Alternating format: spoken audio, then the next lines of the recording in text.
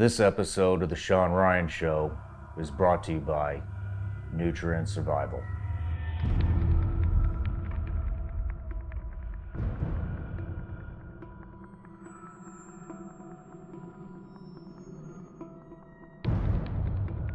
You need to ask yourself, you want to be a fucking commando today? I had to go through 8 months of training with the CIA.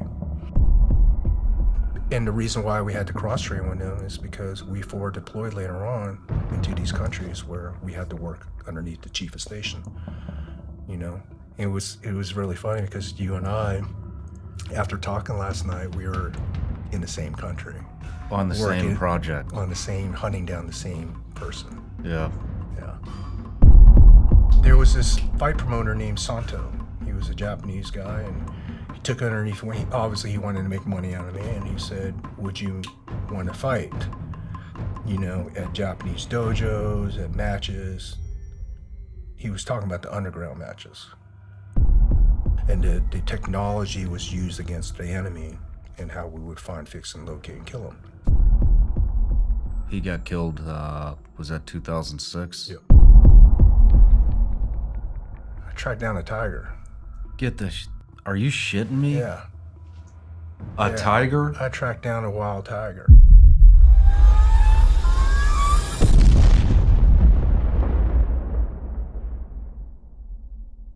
Welcome back to the Sean Ryan Show. This is episode 009, and we've brought you our most requested guest to date. I want to kick things off by saying thank you to all the patrons on Patreon. Because of you guys, we're getting an entire new studio, which will be done by the end of next month.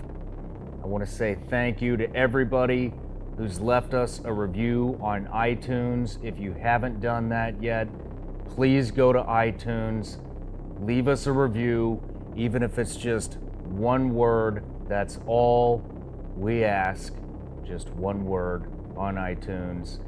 And lastly, please go to vigilanceelite.com, subscribe to the newsletter for all of the other content that we release on all the other platforms. There are hundreds of other videos to include behind the scenes footage of the Sean Ryan Show. Let's get on with it. Number 009.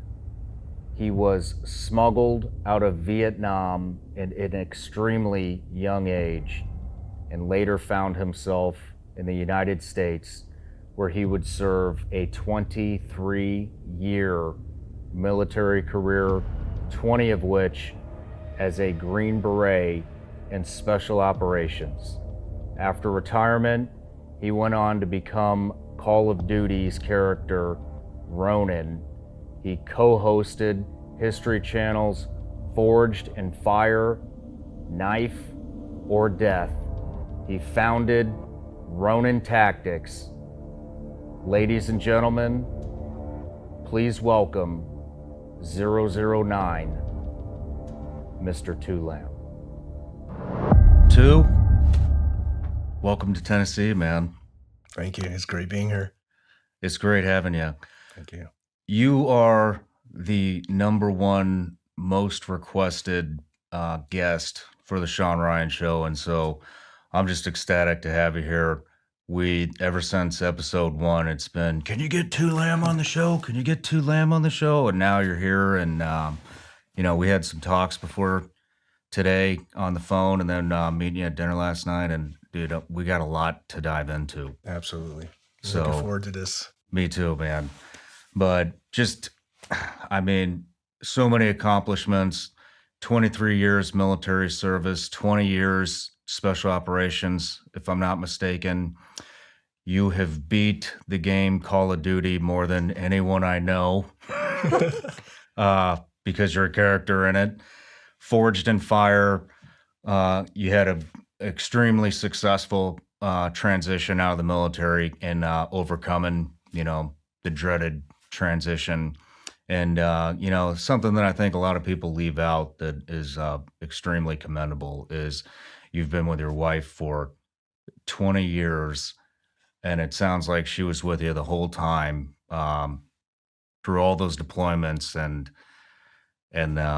that is no easy task for any spouse. And coming from a occupation that has one of the highest divorce rates in the world, that's pretty amazing. Thank you. So yeah, and meeting her, what an amazing woman you've got Absolutely. there. So Appreciate that. Thank you. yeah, you're welcome. But all right, so every show I always start out with a gift. So because your name's Two, we got you two gifts. Hey, I like that. Yeah, right. So here we go. You ready? One. And here's the other one. Oh, wow. I have me some Elite candy. That's right. This is awesome. Thank you so much. You're welcome. Wow. Those s'more bites have been compared to crack. They're so good. Yeah? Yeah. Well, I so, can't wait to try be this careful. crack. Be careful with those.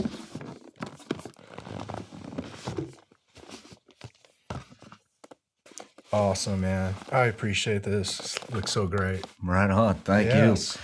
So that hoodie we had modified, so you're a pretty fit guy. So it's a large torso with double X arms. So, but yeah, man. I So appreciate it. Thank you. you're welcome. But just diving into it, your story starts at birth, and you were born into war, and so I kind of want to cover some of that. But in 1973, Nixon signed a peace agreement with North Vietnam, South Vietnam, and the U.S., which unfortunately nobody followed. And then the U.S. started pulling troops out in 1973. You were born in 1974 in Saigon. The hospital was getting mortared. Yeah. And so I'd like to start right there. Yeah, absolutely. I mean, let's put us back in that time frame, huge unpopular American war. It was a war of a body count, the Americans that came in and fought against the communist regime, the North Vietnamese. Well, during that time when the Americans withdrew, I'm South Vietnamese. I was born on the losing side of the war. On the morning of my birth, my mother, I was born on the basement floor of the Saigon hospital. My mother shielded my body from incoming artillery fire on the morning of my birth. At 3 months old, I lost my freedoms to the communist regime. Like any occupying force, they're going to take the leadership out of that government. So Saigon was the capital of Vietnam, South Vietnam. The country was divided in north-south. The North Vietnamese surrounded the city of Saigon, mortared us, artillery fire. Eventually, the troops came in, and that's when the post-war genocide started happening. Our family, the North Vietnamese will go through the homes. They'll look for valuables, good belongings. They'll push out the civilians out in the streets, and if you serve with the South Vietnamese army, then you are immediately executed. All right. If my uncle who served with the South Vietnamese along with the Americans, they were immediately executed. My other uncles were imprisoned in what they call re-education camps. Let me explain this, Sean. These re-education camps are torture camps. By the time I received my uncle, after 15 years of imprisonment, he had no skin on the bottom of his foot. Damn. All right, so they tortured him, beat him, broke him as a human being. So at 3 months old, we endured that. My mother held on to me as they killed our family. We were facing genocide. We lived underneath communist occupation till I was 3 years old. During that time, there was a flux of refugees leaving Vietnam. Was the violence happening the entire 3 years leading up to? No, that initial violence, and this is history, me studying history, that initial violence of occupying, taking out the current regime, the power in that government system, imprisoning people. Once that was established, then the oppression started, social ideology. You're going to pay the government system this, the oppression. We started starving, So we're facing, them oppressing us as a human race. And then eventually we started facing genocide. You can read the history on it, They looked at our lives as in we're not even worth a bullet. They would take us out in rice paddies, and they would murder people by putting a plastic bag over their heads. Damn. Suffocating them to death, So at 3 years old, my parents, my biological father and my mother and my brother, we escaped on a wooden fishing boat with hundreds of thousands of other fleeing refugees. I want to put you in this scenario. Imagine like escaping in this country, right? Hundreds of thousands of refugees escaping on wooden boats. Well, that brought in the piracy that was going on around other countries, so neighboring countries like Thailand, Philippines, the pirates, the bandits that came in. And basically they would stop our boats when we're escaping. They'll board the boats, they'll murder the men, rape the women, and torture the children. Were you, just backing up for just a second, on these boats, who was orchestrating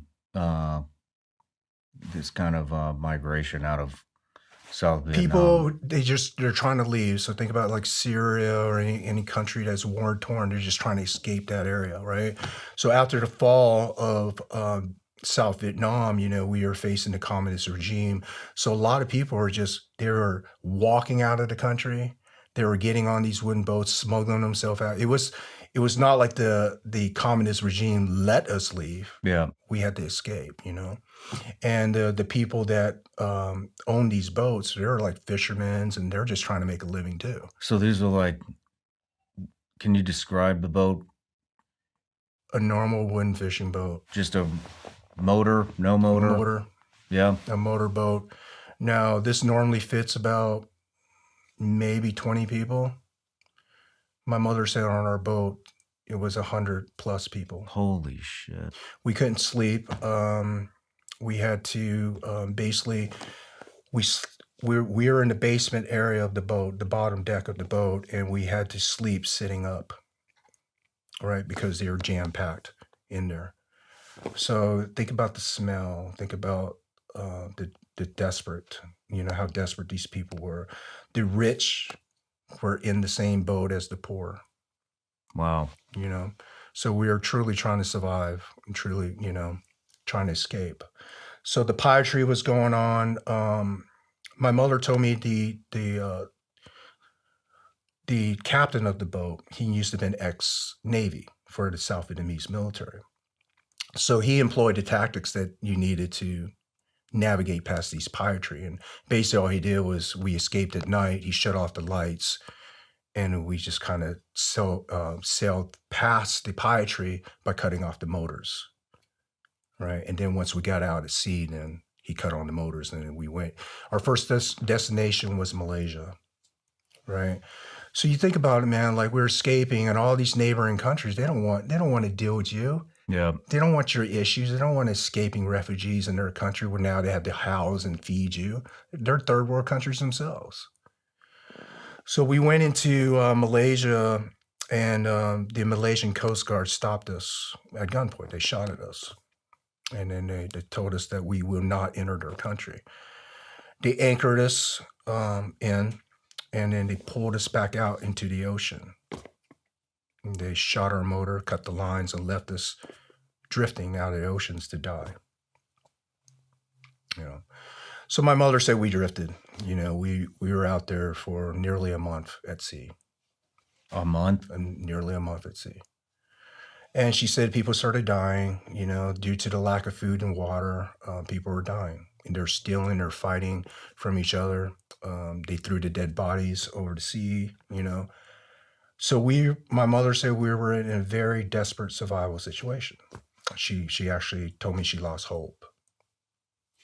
Do you remember any of this? No, Nothing? no.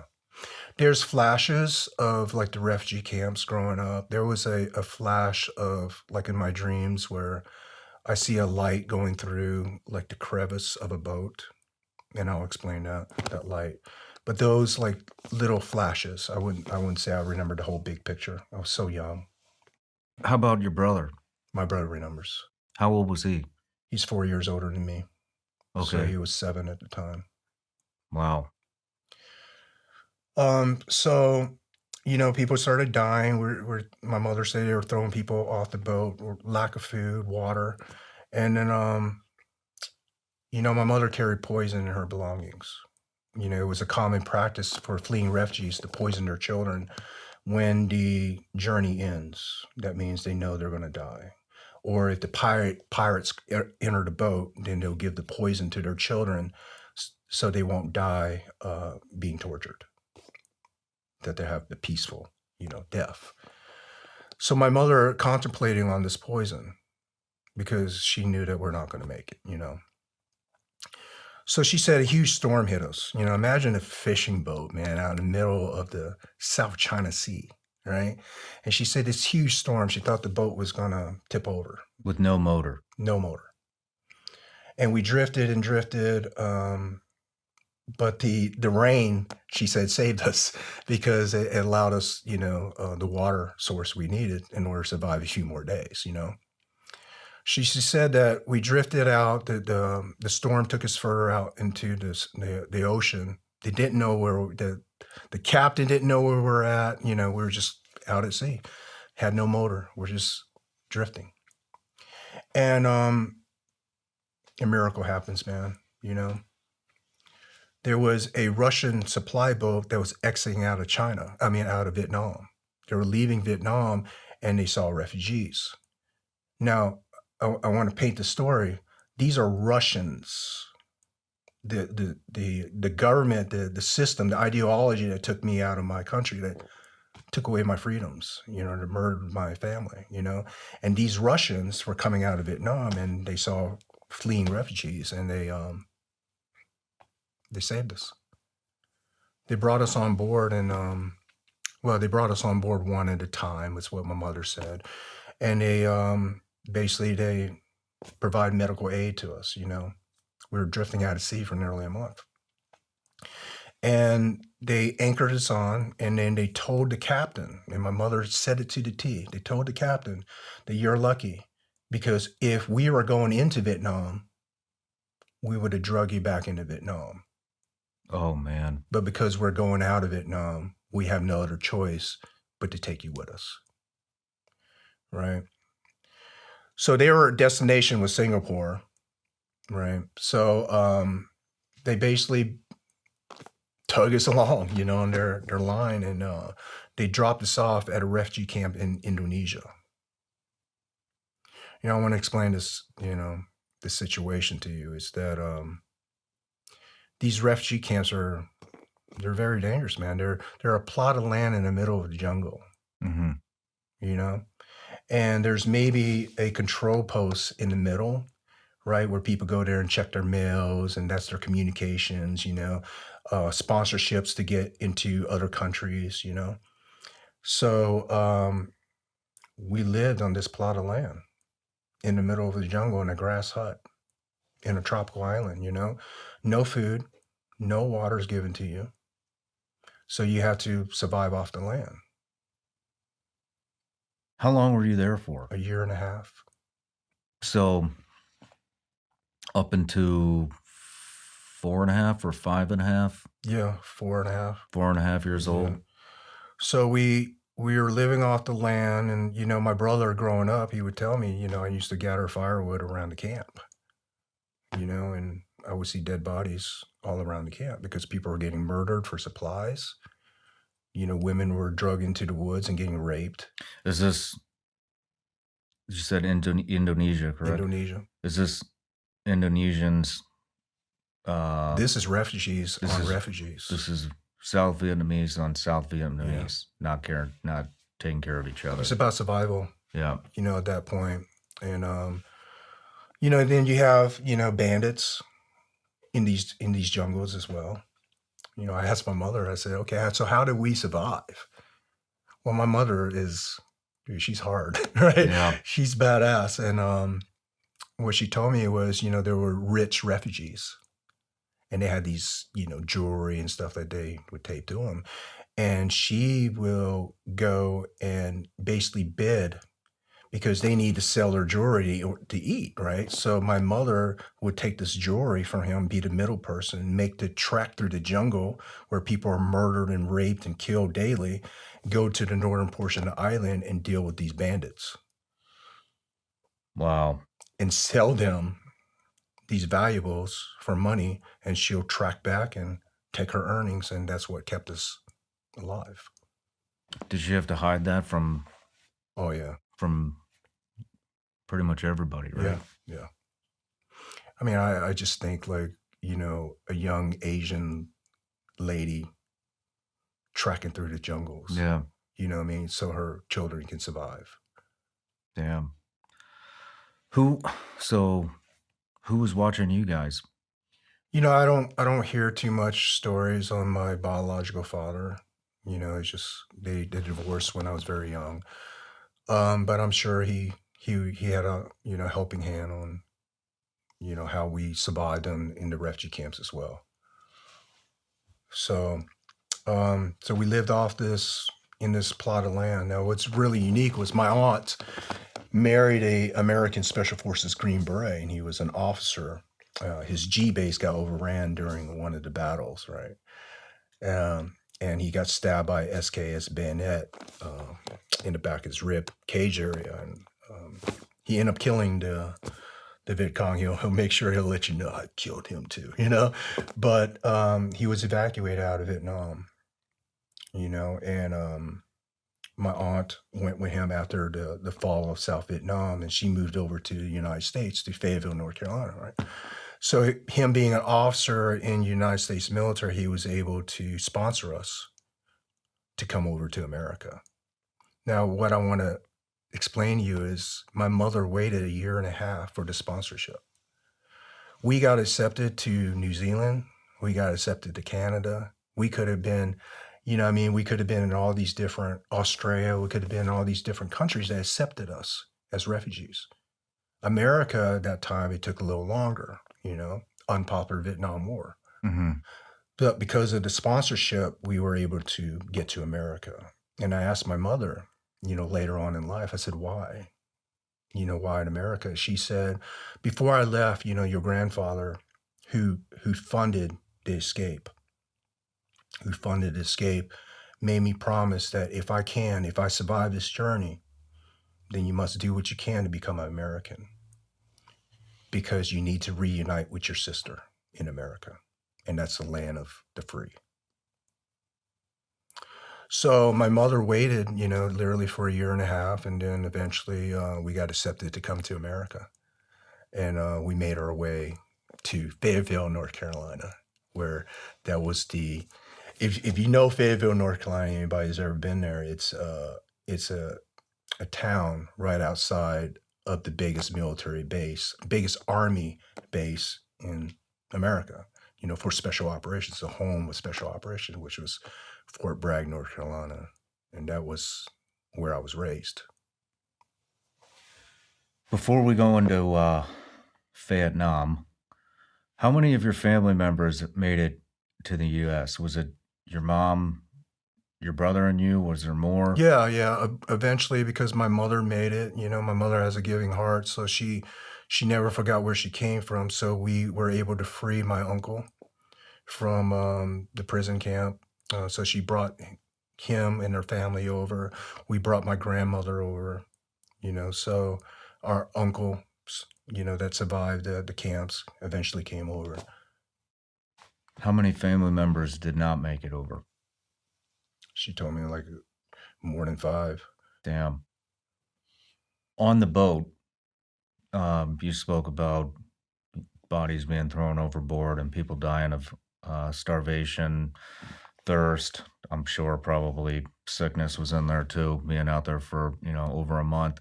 How many, and you said there was maybe over 100 people on that boat. Do you have any idea? I don't, man. I did ask my mother one time. I said, out of, the people that came on the boat, can you tell me like roughly how many people died? She goes, a lot.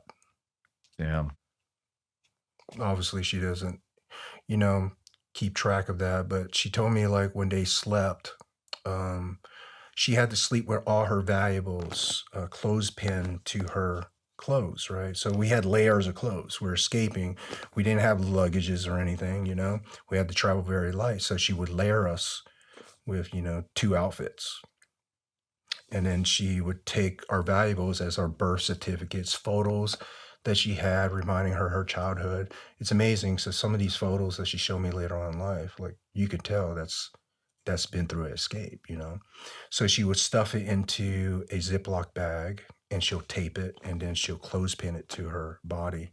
Any jewelry that she have, any money that she had, she'll put it into a Ziploc bag and basically clothespin her to her body. And when she slept, she had to sleep sitting up, so she would sleep it with this stuff underneath her, so nobody can steal because everybody was stealing from each other. Yeah. Survival situation.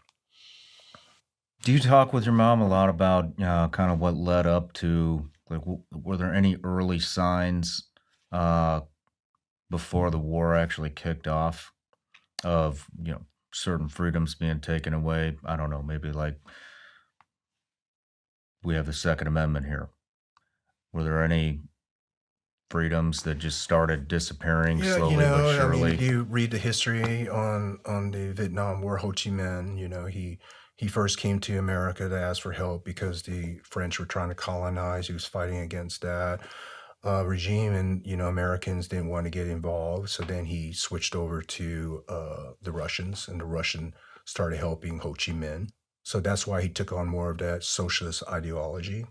Ho Chi Minh's goal was to unify all of Vietnam under one rule, which was because he took on the socialist ideology, the communist ideology. He wanted to press that into the South, which was more democracy.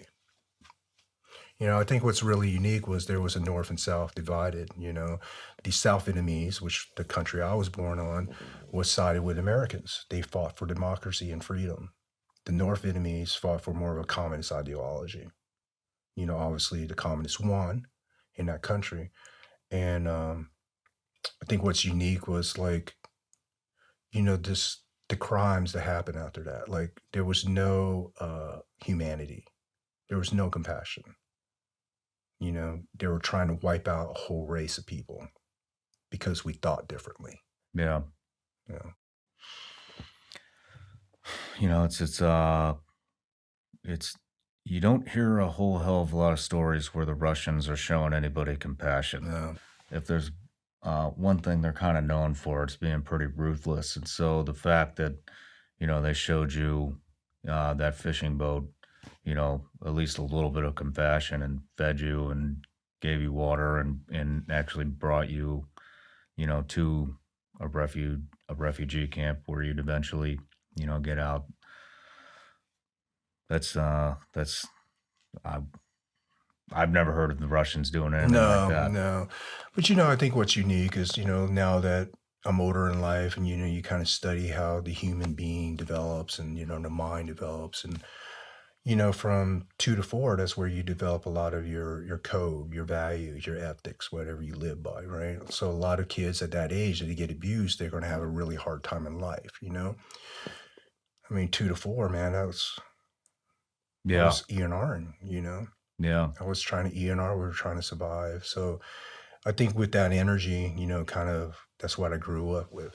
I just couldn't pinpoint what that energy was. I was off hmm, growing up. It's just, how you feel like you were meant for something, you don't know what it is, or there's an emptiness inside, you just don't know what it is. There was a rage, definitely, you know, but I didn't know why, and it wasn't until later on is when you mature, you realize that, man, you're escaping for your life during that age when a normal human being's developing his code, his way, of who he is in this world, 2 to 4. Yeah. I mean, that's about as traumatic as it gets. And I'm kind of curious, you said you have flashes here and there, but what is, if you can remember, what is your first childhood memory? Is it in the America, States? yeah, it was America. Um, I mean, dramatically, we came to America, and it wasn't a popular war. Vietnam was not a popular war, and I want to bring us back into history. And the reason why Vietnam was not a popular war was because up until then, right? You think about like World War One, World War Two, Korean War. Everything was censored through the military. Reporters would come in. You had your military reporters, and they would censor it through, and then that's what the public saw. Vietnam was the first time that they allowed unprecedented covering of story. So all these reporters were coming in, and obviously they didn't want to capture war, right? The image of Mhm. war, and war is not beautiful. So when they reported that American soldiers were killing, innocent people, and they had this on video and they're sending it back, well, that's why it became a non-popular war, you know. So the Americans didn't have the support, and that reciprocated into the South Vietnamese, and we didn't have the support once the Americans left. Mhm. So when we came over to America, I am the image of a hateful war to them, and was so fresh when we came over because it was right after the Vietnam War. So when we came over, man, my first memory was my mother took me to a grocery store, you know, and I remember what I saw was endless food. That doesn't mean anything to anybody, but when you starved, right, when you had nothing, when you come from nothing, you see endless rows of food, and I remember I'm like, wow, this is amazing. And I saw the joy in my mother's eyes because we're not starving. She grabbed her groceries, and we came out, and this older gentleman came up to us and he spit on my face and he flicked his fingers at my mother, and he called us all sorts of racist names. So that was my first memory, you know. So growing up in the States, obviously after the war, it was a very difficult time. It was very Yeah. racist times in America. I mean, that has not only coming, back to, or coming not back to for you, but coming to the US, from Vietnam, but you moved to Fayetteville, North Carolina, which is probably the biggest special operations base out of all branches in the US. And special operations, and a lot of times are, the backbone of the war. They generally see the most action, and to have you move there, and what they were doing can, as as well as I do, can create a lot of hate. And so I'm sure that was extremely tough to deal with. And but before we get into that, let's just take a quick break. And when we come back, we'll pick up with your journey in Vietnam. Absolutely.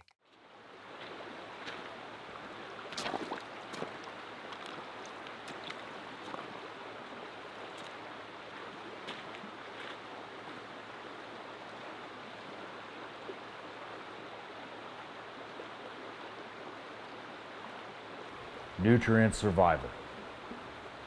Feed your freedom. All right, we're back from the break, and you're in Fayetteville, North Carolina.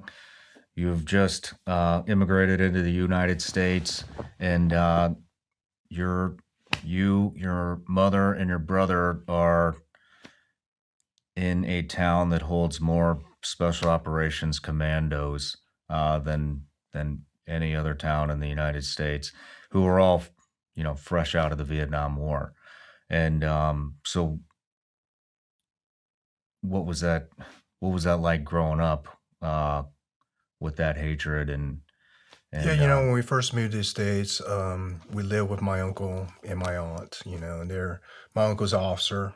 So, that was the best life I ever seen. Like, coming from the oppressed, escaping Vietnam. I never lived in such a huge house. So it was a huge eye opener. So we lived with my uncle for a few months until we got on our feet. It was my biological father, my mother, my brother, and myself. And just during that time frame, I was trying to get climatized to this environment, I was in. It was so much going on there. And like you say, it was a home of special operations. My uncle was Special Forces Green Beret. So when I walked down, I saw all his awards, all his war stuff. I thought it was really cool, really unique. Eventually my biological father and my mother, we moved out and we went to it was a very low income part of town. We had nothing, you know. When we left Vietnam, we have absolutely nothing. We have no country, has no freedom. We have nothing, you know. So my father and mother would work odd jobs because my mother always felt education was the answer to freedom. She said, if you have an education, you can never be oppressed. Hmm. So it means a lot to me if you concentrate on school. Yeah. So we lived in a, gosh, man, a really small apartment in a really poor part of town. The only furniture that we had in this apartment was one full-size mattress, one used full-size mattress that we all would sleep on. We had no other furniture. We were very poor. And how old are you at this time? About 6. 6. So you had a 6-year-old, a 10-year-old, and then 2 adults, Yep. your mom and dad, Right. on a full size, which is just a Full little bit bigger than a Yeah. twin size bed. Mm-hmm.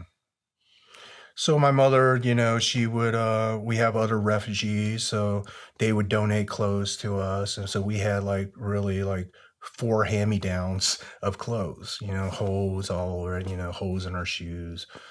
But my mother appreciated them, thanked them for, their donations. And she would stay up at night and sew up the holes on my clothes.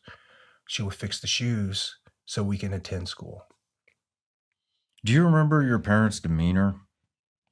Did you did they have a positive demeanor? I mean, it's My shitty of a mother, situation my as it mother is. was born a year of the tiger, so she has that aggressive, aggressive attitude. Like Yeah, you step out of line, she'll whip your ass kind of attitude. yeah. My stepfather was he's a quiet professional. Did you know how poor you were at the time, or did you just think, No, I just this thought is this was it. yeah, Right? This was just life. I mean, we did go. I would tell you, days without eating a few times. My mother would obviously give us the food before she would eat herself. So they went more days starving than we did. But we did go, days starving growing up. Along with that, we started attending school, you know, and that's when you really see the hate in our culture, the hate to the Vietnamese people. One of my first teachers openly discussed that she does not support the flux of refugees coming into her hometown, and she expressed it numerous times. And obviously the kids, they would pick on us because we're poor and we look different. how many Vietnamese kids went to this school?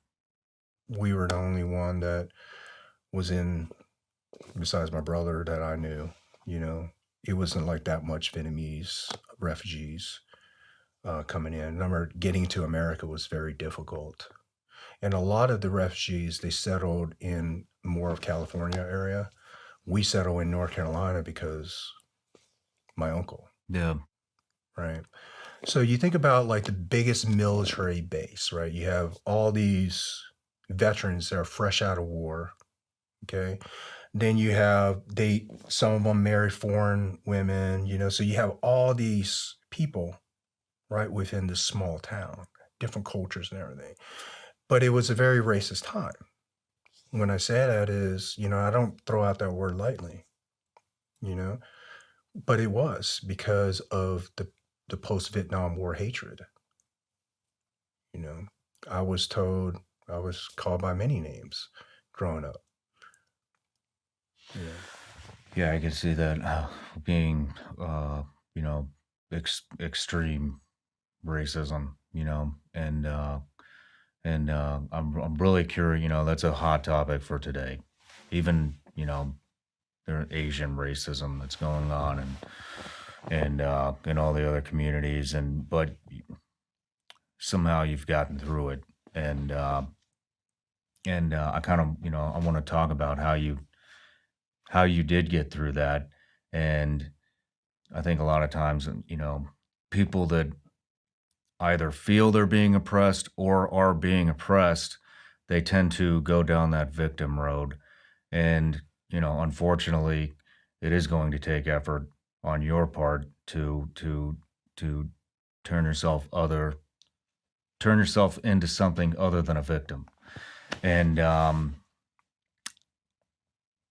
there's not a whole lot of people doing that these days. So I really want to pick your brain on how you kind of got over that, and how you became, you know, the success story that you've become today with Ronin tactics and an impeccable military career, and everything that goes with that. There's evils all over the world, Sean. You know that. Traveling around as a Navy SEAL, there's evils everywhere, man. So we can dwell on what we can't change, or we can work on what we can. And that lesson was taught to me at a very young age by my mother.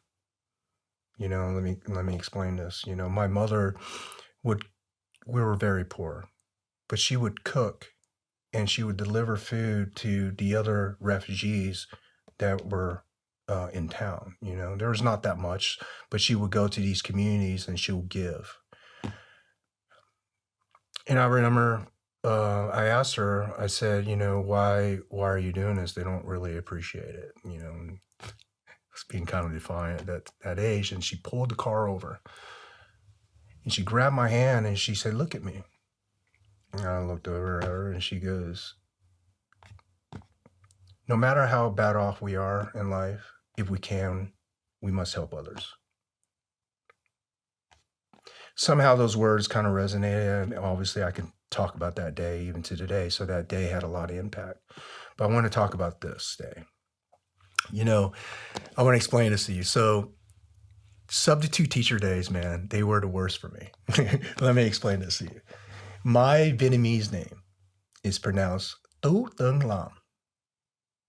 Imagine trying to pronounce that, right? Tu Yeah. Thung Lam.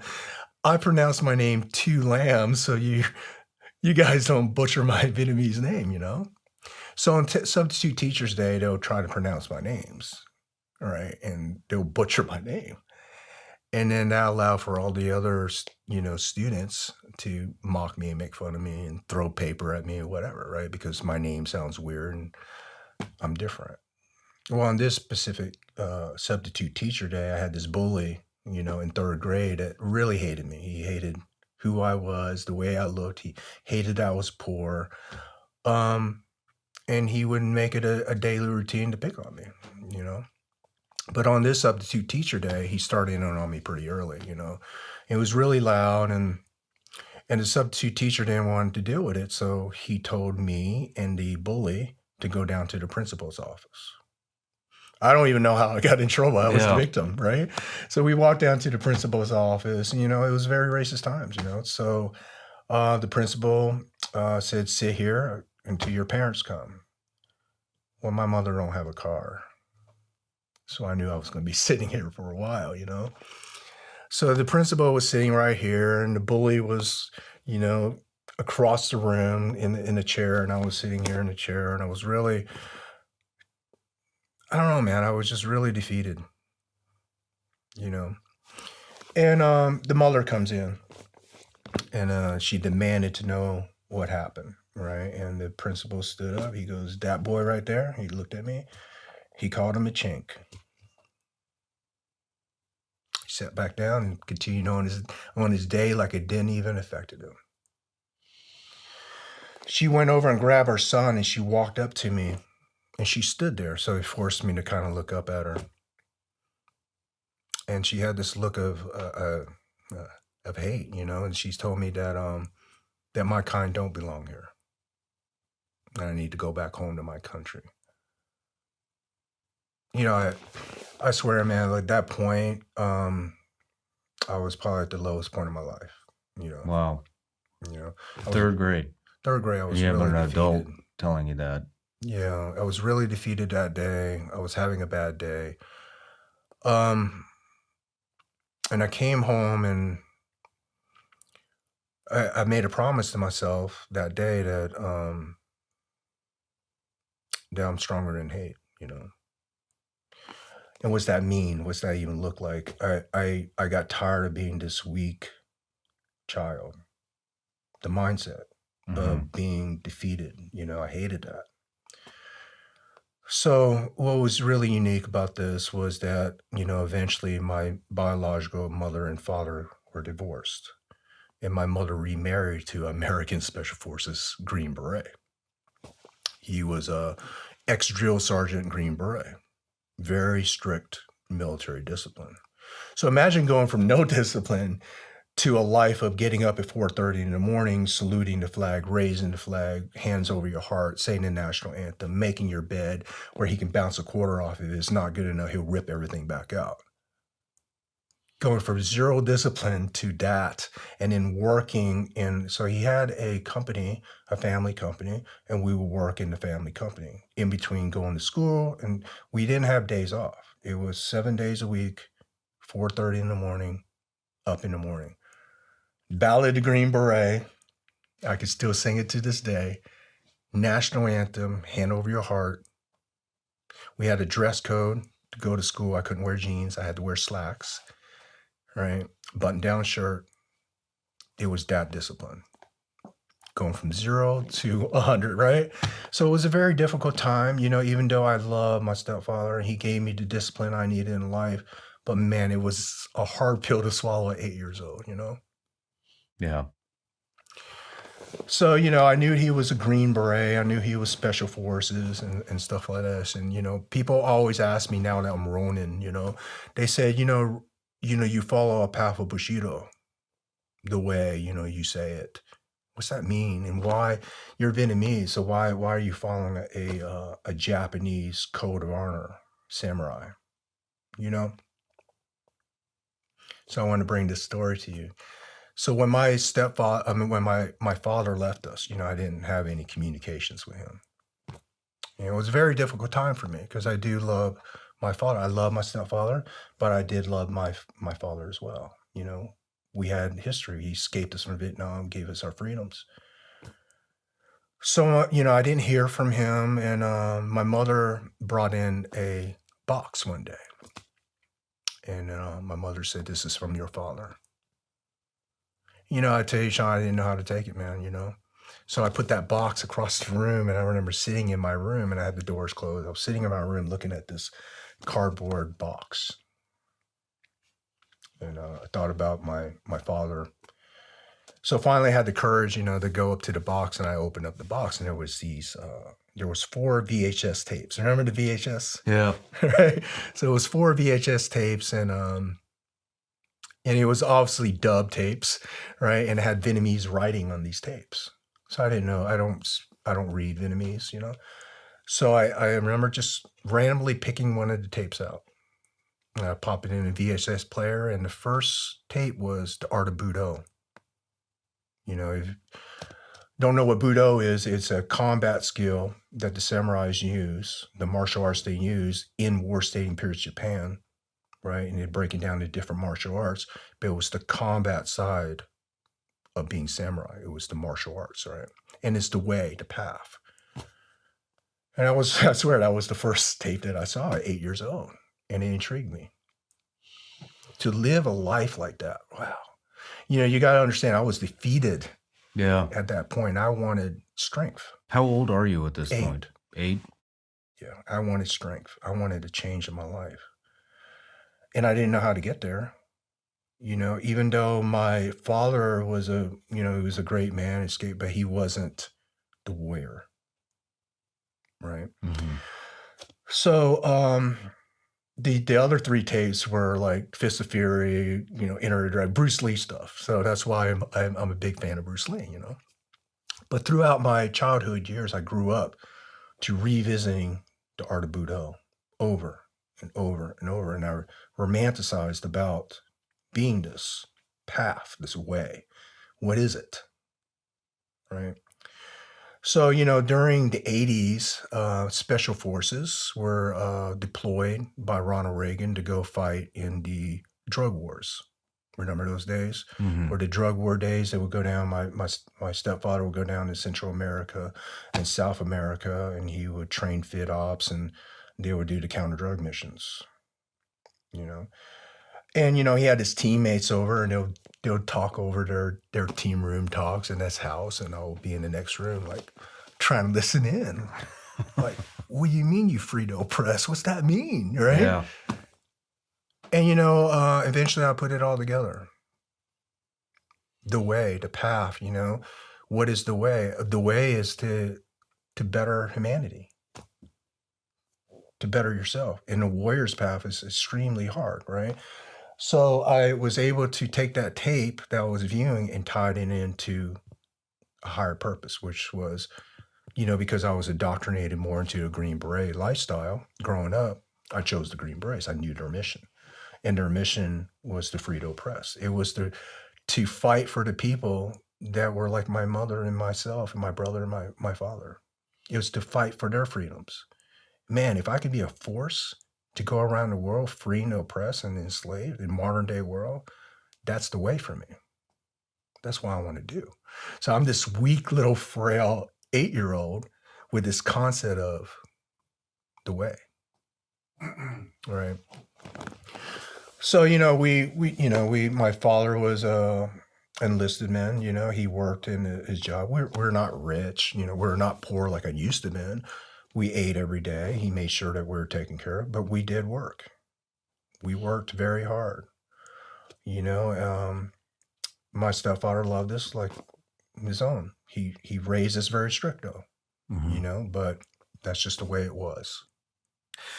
When I was researching you, and I don't know if I read this or heard it, but you'd talked about, so it sounds like the Bushido tapes were a major turning point for your childhood and to overcome some of the racism and everything else that you had been through as well. Well, you also were talking about, and forgive me, I can't remember if it was your uncle or your father, but you were driving and they were saying, to sometimes you're going to feel down. Commando. Yep. My uncle would Do pick you want me to be up. a fucking commando? That's And right. that resonated with me, and I thought about that and the impact that could have on anybody, let alone, I believe you said you were 11 at the time. Did that have a major impact? I love my uncle, man. What a great American. To this day. He would pick us up. He would pick me up on a Sunday and he would drive me to Dairy Queen. It was just uncle and nephew time, And my uncle, he's very blunt. He don't hold the punches back, Yeah. He's driving his little Volkswagen dune buggy that he reconstructs for hobbies, And he goes, "Two, I'm going to tell you something. The days that you're feeling bad, the days that you want to quit, You need to ask yourself. Just out of the blue, he just told me. You need to ask yourself, you want to be a fucking commando today? You know, when the bones hurt and you're aching from your injuries, do you want to be a fucking commando? When it's raining and it's wet outside and it's 5 o'clock in the morning, you know you have to go for a run because that's the thing to do. And you're feeling sorry for yourself. Do you want to be a commando today? At 11 years old, can you imagine that impact? Can you imagine the discipline of being a commando? You know, it takes so much discipline, right? To be there. Commitment, discipline, day in, day out. It's not just a way of a weapon in war. It's the whole encompass of life, right? To look at life differently as a warrior, you know? So he truly taught me to never quit, to never give up, no matter what. And, you know, it drives home what my mother did, you know, no matter what, no matter the circumstances, doesn't matter. You know, so I was taught at a young age that the conditions and circumstances doesn't define us as a human being. We define ourselves by the actions we take daily. Do you want to be a commando today? You know, so at 11, I realized that, you know, and I tell you, Sean, you know, getting back to the racism, I didn't get over it. You don't get over hate like that. You know, I was bullied through my junior high years, my high school years. I was called by racist names during training, during my military career, all the way to the end. You know, I'm not saying everybody. I'm saying there's bad apples everywhere you go. Yeah. And there's racism and hate wherever you go. And racism is a mean to control a human being, right? You think about like some of the countries you went into, the people that were oppressed and enslaved. That's a mean of controlling a human being. To degrade a human being, to spit on him, right? You're oppressing the person. So that's why it was so strong for me to live this life, you know, as a Green Beret, because the model is to free the oppressed, you know, and I knew that that was my ticket. That was my ticket. Maybe you didn't get over it, but you definitely got through it. And so after watching the VHS tapes and the words of encouragement from your uncle, what was kind of the next encounter like, and how did you? I mean, I know you carry a lot of that, but you did get through it, and so I guess kind of what I'm asking is, what was the next encounter like? How did you roll with the punches? You know, at 11 years old, I knew I wanted to be a Green Beret. At 16, it was already programmed in my training, my timeline, right? That I needed to start training at 16 to start developing the cardiovascular, the strength I needed in order to pass through this rigorous training that I needed to go to. You know, at 16, I started reading. I read since I was 13, so I read a lot of the warrior philosophies, a lot of the book. I read the Book of Five Rings when I was 13 years old. Wow. You know, I read The Art of War, and I did a thesis on the Art of War in high school. So these were the subjects of interest throughout my life. I knew I wanted to live a warrior's life, you know? And at 16, I started the training. It just intensified closer to, I got to the timeline, which at 18 was when I enlisted in the military. Now, I want to tell you this story, right? My mother wanted me to be a doctor, wanted me to be a lawyer, engineer, anything but a soldier, because, gosh, man, right? She escaped Vietnam. She lost her freedom. She knows what war smells, looks, and feels like. And she don't want her son to do that. Yeah. But because I was indoctrinated into the Special Forces life, and, you know, my uncle never pressured me, man. He never said, hey, when you're going to be a Green Beret, you should be a Green. My stepfather has never uttered those words, you should be a Green Beret one day. Never. I felt no pressure from them.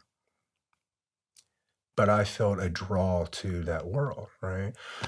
So at 17, I went down to the MEP Center and I enlisted into the military. There was no Special Forces contracts coming in. You can't just enlist out of the street. You have to be E5 in the Army, right? Or you have to have this amount of time in the Army. So either rank or a certain time in the Army. And one of them is waivable, you know?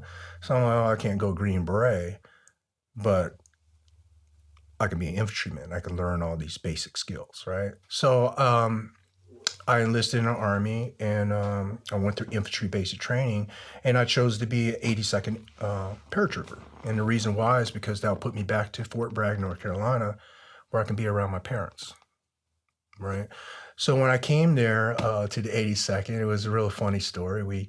They lined all the new recruits up, the privates, right? So I came there, I'm spit shine boots, you know, starch fatigues. I was so proud of being a soldier. And the first sergeant lined us all up, and there was at least 8 of us privates in this office, right? And you had the first sergeant out there, and first sergeant, you know, yelling at us and calling us a piece of shit and whatever, right? And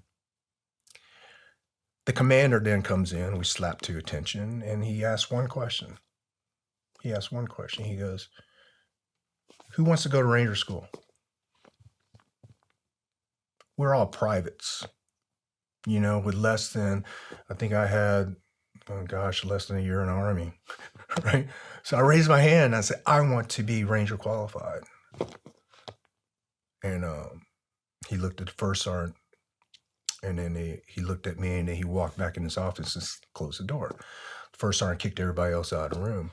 He goes, "Private Lamb, stay here."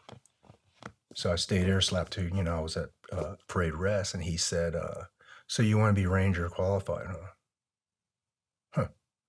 So there was, you know, the tile floors, you know, the square tile floors. Mm-hmm. So he smoked me. So smoking me means physical training.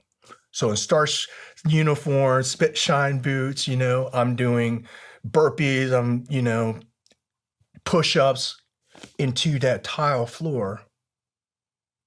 One of those tile floor is full of my sweat. He tried to make me quit. I was dehydrated, and it went on for hours, the hazing, the yelling, and finally he, you know, he got me back up. He said, "How do you feel now?" I said, "I still want to go." So within, you know, I swear within 4 days, I was at the Recondo training site in outskirts of North Carolina, where they run the pre-ranger course. I graduated with honors. You know, because I didn't have any bad habits. I listened to what the instructor said, and I did it to the T. Yeah. You know, all these other senior guys, they would hear what the instructor say, and they'll try to war game, and they'll do it their own way. I didn't know anything else, so I listened to what they had to say, and I did it to the T.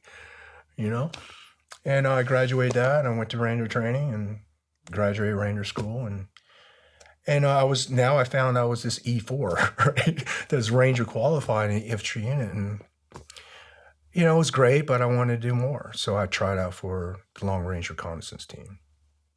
Now, it's really hard to leave the 82nd when you get in, right? Because they lock you in, they invested money into you, and they need you, they want to grow you into a leadership position. But I wanted something else, you know? So I tried out for the long range reconnaissance team, which is a descendant of the LRP teams in Vietnam, the long range patrol teams. So their mission is to forward deploy.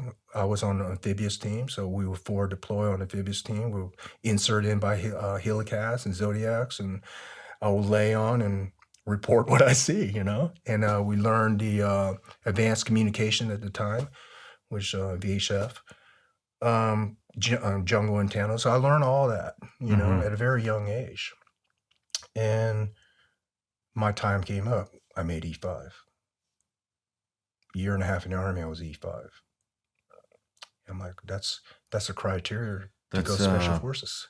Yeah, that's definitely a fast track. Yeah, because nobody wanted Rangers training, right? They didn't want to go through all this hard school. And for me, it was just I had something to prove to myself. I didn't want to be this weak human being anymore.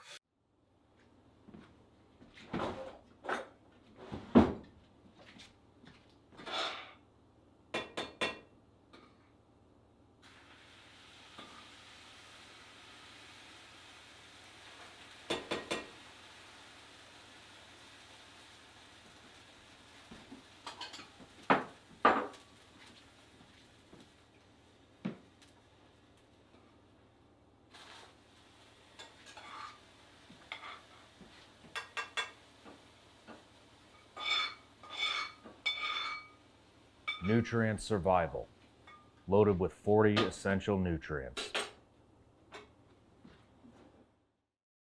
So you were chasing it, from the get-go. Since 11 years old, you were chasing, that lifestyle. What conflicts were going on that early in your career, if any? My first phase of my career, it was just smooth sailing, man. It was education, military education after military education. I was young, I was fit. I trained since I was 16. So I was able to pass through the really physically demanding schools at a very young age, you know. Um, so when I made E5, I realized that that's waivable now. I can apply for the Special Forces. So I submitted my packet. I applied for Special Forces selection and training out of Fort Bragg, 21-day select. And then I went through the pipeline for weapons training for the Q course. So then I went through the weapons training phase of the course, and then we went into unconventional warfare phase, and I got orders to go to 7th Group, which is at the time located in North Carolina. What I found out was my stepfather was talking to the guy who worked at Bryan Hall, who runs orders, and said, yeah, he needs to be here. And I found this out because after unconventional warfare phase, I was in the mess hall and I saw Mr. Joe Lupiak, which he's a legend in Special Forces. He was part of the Sante raid, and now he's this retired civilian who runs orders where they're going to put these these students, when you graduate. And he always talks like this, hey, my man, come over here. Hey, my man, right? So I came out and was like, Mr. Lupiak, I knew him since I was a child, and I'm coming out of unconventional warfare phase. And I say, Mr. Lupiak, how's it going? He goes, hey, my man, come over here. And he sat me down. He goes, hey, I got you in 7th Group. I know that you want to stay here with your parents. And, I love my parents. I still do to this day, but I had a journey. I wanted to go to Asia. I wanted to go back to affect the country that, I was born in, if I can possibly do. It was a long shot. So I said, Mr. Lupiak, I really want to go out to first group. He goes, your dad ain't gonna like that, But he changed my orders, and he rerouted me to 1st Special Forces Group out of Okinawa, Japan.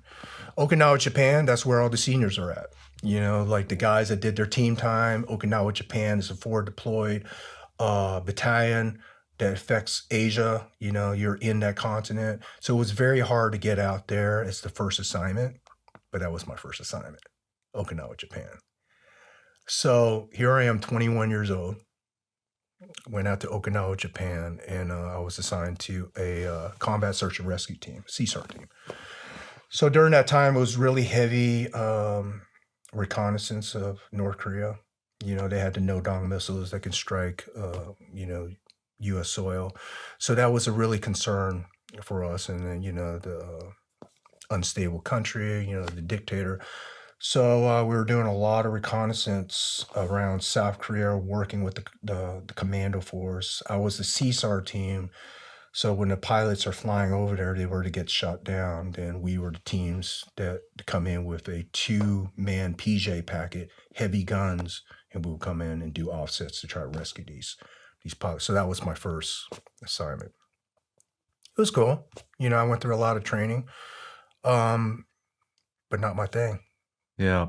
You just know that that's not what you're destined to do. Going back to training,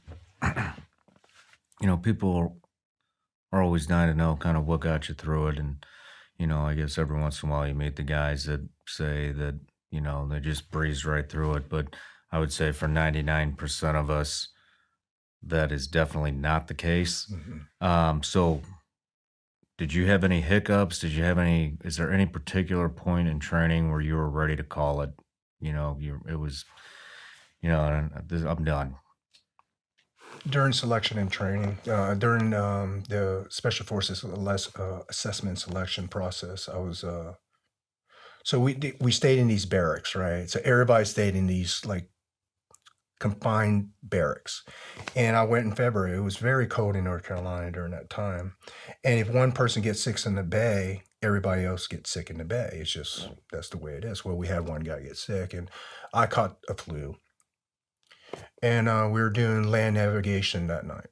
So we're doing the map and compass. They're teaching us how to dead reckon. They're teaching us terrain, orientation. So advanced land navigation training. It's not like a basic land navigation training because we had to pass through what's called the STAR exam, which is one of the hardest land navigation course in the United States Army. So during that time, man, I was coming down with the flu, right? I had, gosh, man, I had a high temperature over 100, and I was cold. I was breaking out in sweat, and I really wanted to quit. I really wanted to quit that night. Well, I told you, my uncle is Special Forces, and he was the commander of the SWIC assessment and selection during that time frame that went through. It was his last class before he took over Just Mag Thai. So this was his last class before he takes over a different command. He was in charge of the whole thing. Before I went through, I said, hey, look, I don't want any, I know that we're family members and, I don't want any hand-me-outs, don't look after me. He goes, oh, you don't have to worry. He goes, you don't have it, you don't have it. Yeah. So I wanted to quit. So at night, I wanted to quit so bad, man. Right. And I remember it was thundering out, lightning outside. It was raining really hard. I was feeling sorry for myself. It was 2:00 in the morning after tea, just after got ran down to the ground during that day of, assessment and selection. And at night is when we go into our academics, so we're just messed up. And I wanted to quit. And I remember the NCOIC said, on your feet. And the lights shut off. Boom. So I'm like, oh God, So I got up and my uncle walked across to the stage. It wasn't planned because we talked about it later. He goes, oh, I was just paying a visit, right? But he walked up to the stage and the lights turned back on. Everybody's on their feet. You get full bird colonel standing there. And he said a speech that I'll never forget, man. Walk or die was the speech. And he talked about Cabana Tawan, about when, when we were engaged in combat against the Japanese in the islands of the Philippines, how the Americans and the Filipino soldiers were captured and forced to march the Bataan Death March. And if one of the soldiers would fall back past hand-touching distance, then the Japanese soldiers will pull them, rip their ID tag, and shoot them where they, where they're taking a knee. The Bataan Death March. So he was talking about the Bataan Death March. And he said to the general, man, there was, gosh, man, I would say there was at least 400 candidates out there. We graduated with 70. So 400 candidates. He's looking across. He didn't even see me. He's looking across and he said, march or die. When you want to quit, you walk until you die. Right? It's not if you want it or not. If you want it, you're willing to die for it, And he talked about the Bataan Death March. And I'm like, I'm going to die here tonight. I'm going to die here because I'm not going to quit now. I'm not, that moment came. Let me tell you how toxic that is. I'm talking to the viewers because you understand. If you want to quit and you actually go through with quitting, you establish that. Yeah. You can never, ever go back from that again. You quit once, you're going to quit again. You quit again, it becomes a norm, right? So I knew at that moment, if I quit, I would never go through this training. I would never make it. So I was willing to die that night. So that night, after land navigation, we went to go eat our breakfast, right, after all the training. And there was one guy who smuggled a Motrin, 800 milligram. He had to smuggle it in, right? Yeah. And I was part of his team, and he said, "Hey, too, what's going on?" And I said, "Can I have that Motrin, please?" And he gave it to me. Right? That's like Ranger candy. He gave me that Motrin, right? And it broke my flu, man. It broke the flu, and then I was able to continue on with training and graduate, you know? Did you ever feel any, I mean, do you think that the fact that your stepdad was a Green Beret, your uncle was a Green Beret, sounds like he had a lot of inspiration and you know, do you want to be a fucking commando? Was there any fear of letting them down? Oh, yeah. And even to this day. Even to this day. Even to this day. I think about them all the time. Both of them. Even to this day. That's part of what, you know, that is what got me through training is it got to the point where I didn't care about myself anymore. It was just the fact that I just didn't want to let my old man down. Mhm. And that's kind of, I did not want to make that call saying, "Hey Dad, I fucking quit." And so I was just curious, you know.